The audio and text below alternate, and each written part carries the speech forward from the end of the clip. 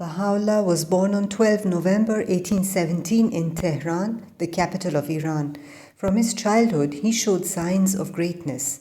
He received some instruction at home, but did not need to attend school, for he was endowed by God with innate knowledge. One night, his father had a dream in which he saw Baha'u'llah swimming in an ocean. The light radiating from his body illuminated the waters. His long black hair floated in all directions, and a multitude of fish followed him, each holding on to the end of one hair. He moved freely and unhindered. This dream was one of the many indications of the great destiny that awaited Baha'u'llah. Later, when he was a young man, he was offered a high position in the court of the king, but he refused it. He wished to dedicate his time to helping the oppressed, the sick, and the poor, and to champion the cause of justice. When he was 27 years old, Baha'u'llah received a scroll of writings from the Bab, the new messenger of God, who was preparing the people for the coming of the promise of all ages. Baha'u'llah accepted the Bab's message and became one of his most enthusiastic supporters. The authorities, unwilling to accept the truth proclaimed by the Bab, set out to persecute those who believed in him, and thus began the sufferings of Baha'u'llah. In the year 1852, he was arrested and put in chains in one of the most dreadful prisons of Tehran. In this prison, God revealed to Baha'u'llah that he was the one promised by the Bab and all the prophets of the past. From this dark dungeon rose the Sun of Truth, illuminating the world and giving birth to a day new in the life of humanity. After 4 months of imprisonment, the government banished Baha'u'llah from his native land. During the bitter cold of winter, Baha'u'llah and his family made the long journey from Tehran to Baghdad. In Baghdad, the fame of Baha'u'llah's wisdom spread in all directions.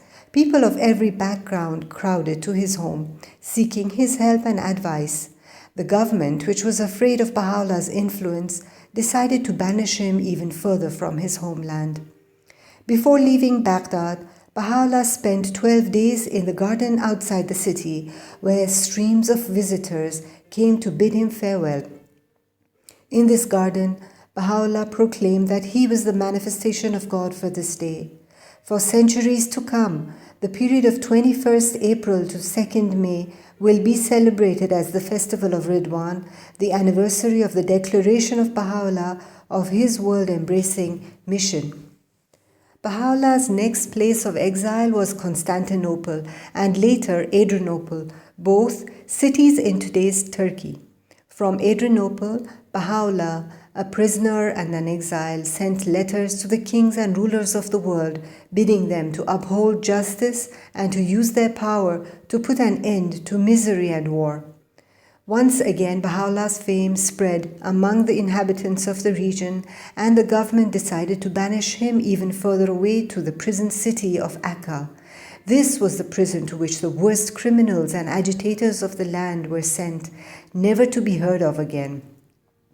The conditions of imprisonment were extremely severe. Some of the followers of Baha'u'llah traveled great distances to Akka, but were not allowed to enter his presence. They could only catch a glimpse of him from afar as he waved to them from the window of his prison cell. Gradually, conditions improved as the power of Baha'u'llah's words and deeds conquered the hearts of high and low alike. During the last years of his life, he lived in the mansion of Bahji outside the city walls. In Akka, Baha'u'llah revealed volumes of guidance for humanity, including the Kitab-i-Aqdas, his most holy book. In May 1892, Baha'u'llah passed away. His resting place in Bahji, now surrounded by beautiful gardens, is the most holy spot on earth.